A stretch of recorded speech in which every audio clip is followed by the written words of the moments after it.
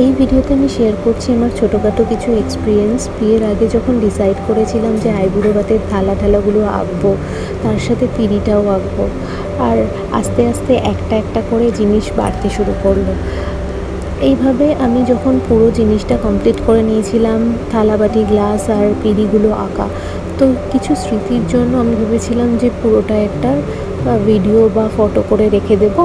তো করার সময় নিজে হাতে যখন ভিডিওটা তৈরি করছিলাম, একটু হালকা ইমোশনাল হয়ে গেছিলাম যে অনেক অল্প সময়ের মধ্যে এগুলো করেছিলাম। তো স্বাভাবিকভাবে একটু ইমোশনাল লাগছিল।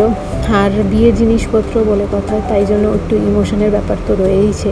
হঠাৎ করে মনে হলো যে আমার আইবুড়ো ভাতে ব্যাকড্রপও তৈরি করে নিই।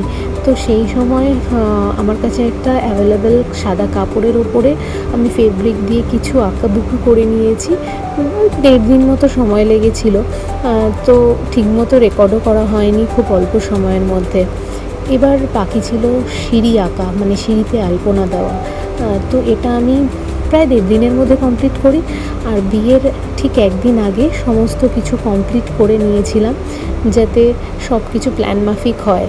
তো ফাইনালি যখন হয়ে গেছিলো, সেই আউটপুটটা তোমরা দেখতে পাচ্ছ, যে এখানে পুরো সিঁড়িতে আমি হালকা হালকা করে হোয়াইট টাচেরই ফেব্রিক ইউজ করেছিলাম। পুরো সিঁড়ি ভর্তি করে আঁকিবুকি করে নিয়েছিলাম।